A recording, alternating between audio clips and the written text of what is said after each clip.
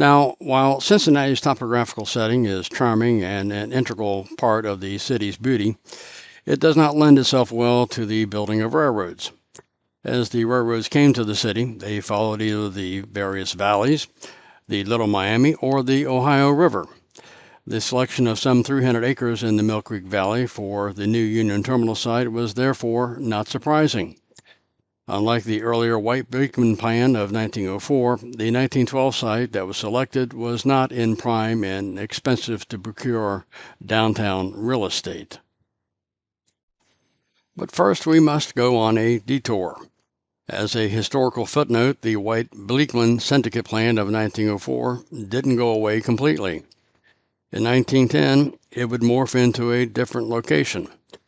Apparently, common sense finally took hold, and the concept of purchasing large swaths of already developed real estate between South Canal and 9th Street made the location economically unfeasible. So the White-Blakeman group would propose another location, this time on 3rd Street between Main and Walnut Street. Using elevated tracks above the floodplain, it was pitched as a terminal for both steam railroads and the various interurban railroads then popular in Ohio. Additionally, a substantial office tower was included in the plan. Ultimately, this plan too would fade into oblivion. The interurban roads in Ohio were direct competitors to steam railroads, siphoning away passengers and light freight traffic. The steam railroads would have nothing to do with this plan. As for the interurbans, generally lightly built, mostly running on electric current and serving the passenger and the light freight market, most would not survive the Great Depression of the 1930s. Once again, back to our story. Around 1912, as the White-Blakeman plan for a Cincinnati Union Terminal faded into obscurity, it was replaced by yet another group, this time consisting of railroad executives that represented all of the railroads that entered Cincinnati. This group, the Cincinnati Railway Terminal Committee, acted upon a recommendation of a consulting engineer, C.A. Wilson, and fixed the terminal site in the Mill Creek Valley. But once again, there were challenges. The Cincinnati Southern Railroad had a rail yard on the eastern edge of the Mill Creek lot selected for the new terminal. The Baltimore and Ohio, Chesapeake and Ohio, and the Big Four railroads had rail lines on the western end.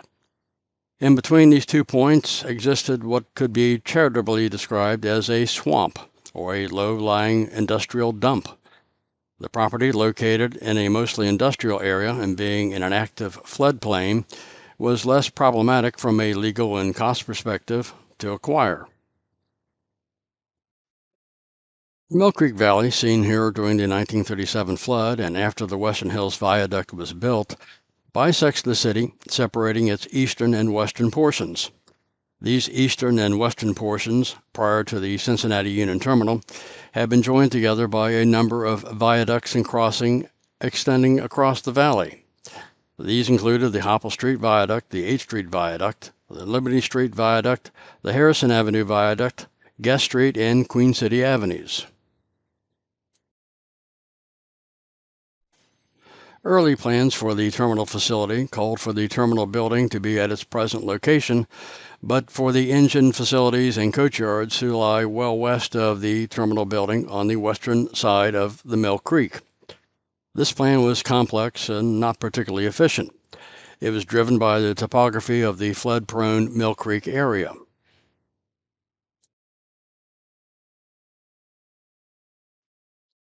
While it would be advantageous to have the entire facility located on the eastern side of the Mill Creek, with it extending north and south along the valley, at first it was not believed to be a workable plan. For one thing, because of the persistent flooding of the Ohio River and the Mill Creek, the portion of the valley in which the terminal was to be located would have to be substantially elevated above the flood plain. Complicating the matter, the existing Liberty Street and Harrison Avenue viaducts did not have sufficient track clearance to permit such an elevation for the planned terminal facilities. Then came the concept of the Western Hills Viaduct, replacing most of the roadways crossing the valley. This idea opened up the valley, giving sufficient height clearance for both freight and passenger rail traffic. It allowed the entire facility to be located on the east side of the Mill Creek with no streets crossings over or under the terminal property for more than 6,000 feet of its length, and at a sufficient elevation to avoid most flooding from the Ohio River. The solution for the swamp issue was simple, but somewhat expensive. Fill it in. Fortunately, only a few miles away was a good source of fill material, Bald Knob Ridge, adjacent to the existing C&O line to Chicago. This fill, plus another site further up the same line, would be used to elevate the Cincinnati Union Terminal and yards above the assumed floodplain.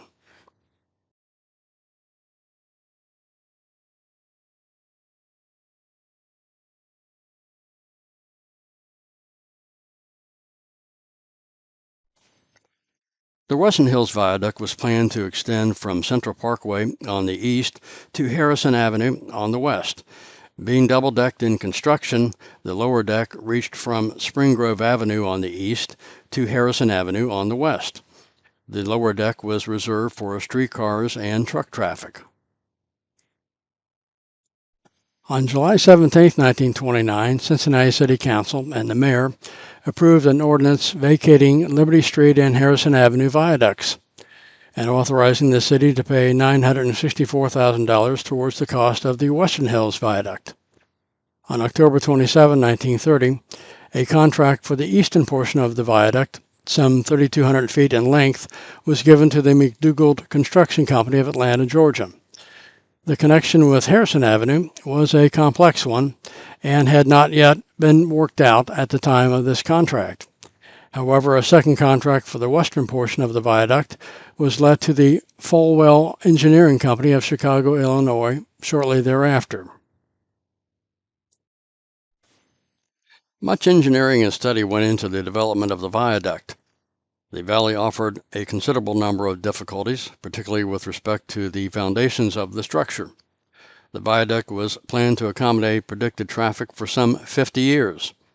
The work of both the engineers and contractors was certainly exemplary, as the Western Hills Viaduct still stands today, with a potential replacement of the structure many years away. The structure over the terminal facilities themselves required structural steel encased in concrete. The viaduct rests on an extensive amount of pilings. The sinking of the pilings offered considerable trouble. Since they were driven into underlying beds of rubbery blue clay, it was not infrequent that during the driving of a given piling, an adjacent already driven piling would begin to come back up out of the earth. Those difficulties were finally overcome, and substantially all of the pilings were completed. The finished roadway is some 3,500 feet long, being double-decked for 2,800 feet of its length. The top deck comprises a 40-foot wide road flanked by a 6-foot wide set of sidewalks on either side. The floor of the top deck carries conduits for electric and telephone lines. The lower level comprises a 40-foot wide roadway with no sidewalks. The lower level is flanked by pipe balconies on both sides, one for a 36-inch water main, the other for a 30-inch gas main. The Western Hills Viaduct is a modernistic structure characterized by extreme simplicity, with an emphasis on vertical lines and a graceful arch over the Mill Creek to the west and Spring Grove Avenue to the east. The Spring Grove Avenue arch has a span of 120 feet and a clear rise of 41 feet over the street. The Mill Creek arch has a span of 109 feet with a 62-foot rise over the creek. Because of its location, the symmetrical beauty of the structure is seldom appreciated. The viaduct incorporated a new type of lighting intended to eliminate unsightly poles. Light was furnished by recessed fixtures located in the balustrade.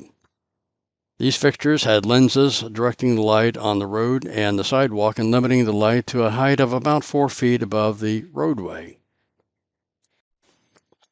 Work was begun on the Western Hills Viaduct on November 5, 1930, and completed nearly 4 months ahead of schedule on January 15, 1932. The cost of the project was some $3.5 million, with $500,000 of that total going to purchase the land and right-of-way for the structure. On January 15, 1932, the Cincinnati Union Terminal Company turned the viaduct over to the city being the owner of the structure from that date forward. The viaduct was dedicated on January 16, 1932, in a downpour. The viaduct was opened in a ribbon-cutting ceremony by Mayor Wilson, with gilded cheers formally opening the structure. Join us next time as we continue with part 4 of this series, when we delve into the first stages of the Cincinnati Union Terminal construction. If you like this type of content, hit the thumbs up button below and share our videos with your friends. It helps the channel out. And please hit the subscribe button to be notified of new videos on our channel. We'd like to thank the Cincinnati Railroad Club and its members for the support in making these videos and our channel possible. Until we meet next time on the High Iron, stay safe out there.